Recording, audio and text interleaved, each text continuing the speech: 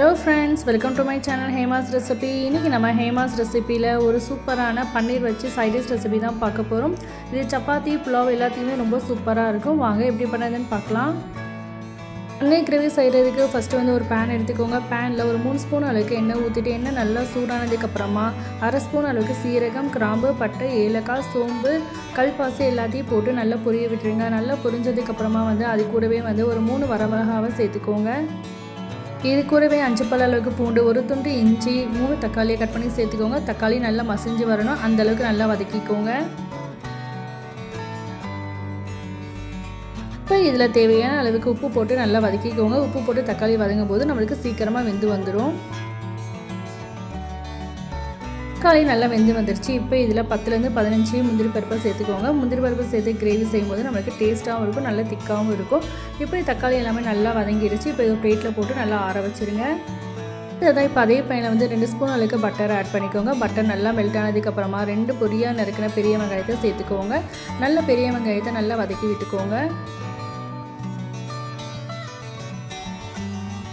இப்போ இதில் வந்து விதையை நீக்கிட்டு கட் பண்ணி வச்சுருக்க குடமிளகாயை சேர்த்துக்கலாம். குடமிளகாய் வந்து மீடியம் சைஸ் பீசஸாக சேர்த்துக்கோங்க. குடமிளகாய் சேர்த்து செய்யும்போது டேஸ்ட் வந்து சூப்பராக இருக்கும்.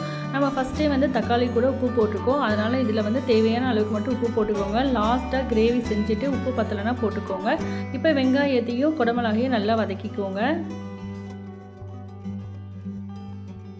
பேஸ்ட் ரெடி ஆகிடுச்சு. இப்போ இதில் ஊற்றிட்டு லைட்டாக வதக்கி விட்டுட்டு தேவையான அளவுக்கு தண்ணி ஊற்றிக்கலாம். நான் வந்து 1/2 செம்பு அளவுக்கு தண்ணி ஊற்றிக்கிட்டேன். இது வந்து சப்பாத்திக்கு செய்கிறனால வந்து ஒரு திக்கான கன்சிஸ்டன்சி இருந்தால் தான் கிரேவி வந்து நல்லா டேஸ்ட்டாக இருக்கும்.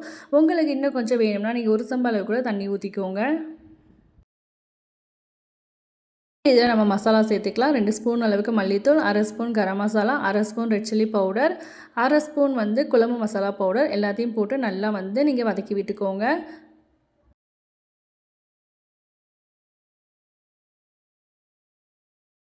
இதில் தேவையான அளவுக்கு தண்ணி ஊற்றி உப்புனா கரெக்டாக இருக்கான்னு பார்த்துட்டு நீங்கள் மூடி வச்சுருங்க. ஒரு 15 மினிட்ஸ்க்கு நல்லா கொதிக்கட்டும்.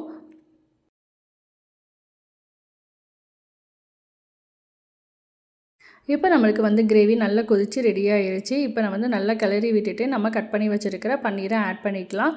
நான் வந்து 200 கிராம் அளவுக்கு பன்னீரை கட் பண்ணி வச்சுருக்கேன். அதை வந்து இதில் போட்டுக்கலாம்.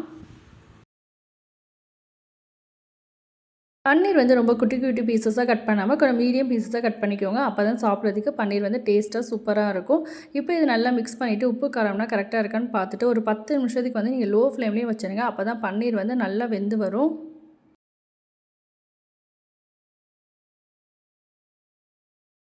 மிளகா போட்டு பன்னீர் கிரேவி செய்யும்போது டேஸ்ட் வந்து சூப்பராக இருக்கும். இதில் நீங்கள் தேவையான அளவுக்கு பச்சை பட்டாணி கூட போட்டு செய்யலாம், நல்லாயிருக்கும். 10 நிமிஷம் ஆயிடுச்சு. பன்னீர் நல்லா சூப்பராக வெந்து வந்துச்சு. இப்போ இதில் தேவையான அளவுக்கு கஸ்தூரி மேத்தியை போட்டுடலாம். போட்டுட்டு ஒரு 5 நிமிஷத்துக்கு நல்லா சிம்மில் வச்சு கிண்டி விட்டுருங்க.